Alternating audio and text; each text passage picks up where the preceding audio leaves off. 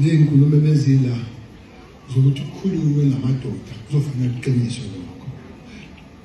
Okunye ukukhulumela nje lokho ngithanda ukubonga ilento yenkundla zokuxhumana. Ama-social media lawa, I think nakwi-level ka-government kuzofanela kube khona isikwenzayo. Asikwazi ukuba ney'nkundla zokuxhumana ezamadlabha ngale ndlela. Zamadlabha. Okunye zenzeka lezi nkundla kungakafiki nakubazali, kungakafiki nasenhlotsheni.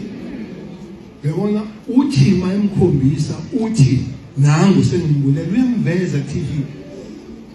You know into ekubulala ufe naye lo muntu okusebenza la. I think we need some laws ku social media ngoba abantu bakhona ungathi abaphili kahle kwabona emakhaya.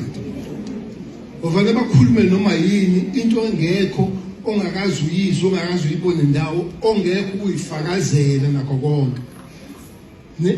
Nophawula okuningi okulandelayo.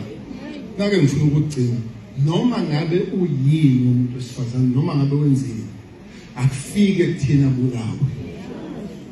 You can't reach that one.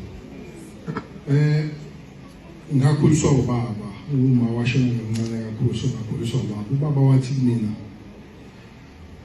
when you can't handle it, when you believe you can't handle it, turn around and walk away, even if you walk away forever. Amadoda kufanele afunde lokho ukuphenduka ahambe. We don't own these women. Kunale belief yokuthi ama women are our properties. Uzokwenza